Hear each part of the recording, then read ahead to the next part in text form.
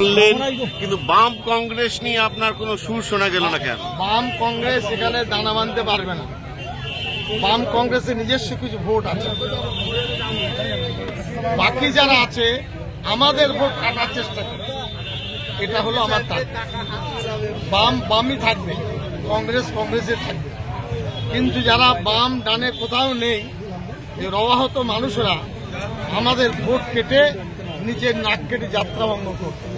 ISF কে নিয়ে বারবার বিভিন্ন নেতা, ফিরাদ হাকিমকেও শুনছিলাম বলতে, এতে কি আইএসএফ এর একটা বাড়তি প্রচার হয়ে যাচ্ছে না? বাড়তি প্রচার নয়, মানুষ জানে না খানাখন্দ কাছে ভোটতে পড়ে গেলে পা ভেঙে যাবে, বিষ খেলে বিষক্রিয়া হবে।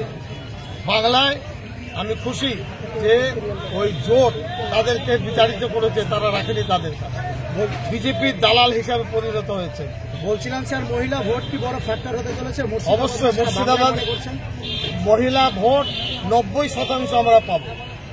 সেই মহিলা ভোটের জন্য এখানে বারবার বলেছি, মহিলা কর্মী বাড়া, বুথ ভিত্তিক বাড়া, বাড়ি বাড়ি তারা যাবেন মা বোনের কাছে। এই যে পরিযায়ী শ্রমিকদের ফিরিয়ে আনার কথা বলছেন, তারা দেশে কাজের জন্য কি চিন্তা ভাবনা করেছে? পরিযায়ী শ্রমিকের জন্য একটা পোর্টাল খোলা হয়েছে, যারা সেখানে নাম নিবন্ধীকরণ করছেন, রীতিমতো গভর্নমেন্ট তাদেরকে ভর্তুকি দিচ্ছে এবং সেটা ওই লিস্টের মধ্যে তারা থাকবে। অলরেডি ডান, এগুলো হয়ে গেছে, তাদের কাজের জন্য কি চিন্তা ভাবনা হয়েছে? সেটা পাস হয়েছে, এগুলো তো মামুলি কথা নয়।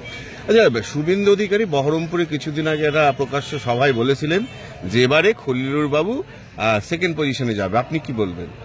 ইলেকশনের পরে চ্যালেঞ্জ নিলাম, ইলেকশন উনি জিতবেন ইনশাল্লাহ, আর উনি হেরে গেলে কি করবেন আগে এখন থেকে বলুন। সেলিম সাহেব এবং অধীর চৌধুরী বলছেন এবারে মুর্শিদাবাদের 3টে সিটি বাম কংগ্রেস জোটের দিকে যাবে, কি বলবেন আপনি? আমি হাত গণনা করি না, আমি তো তৃণমূলের পক্ষে কাজ করছি।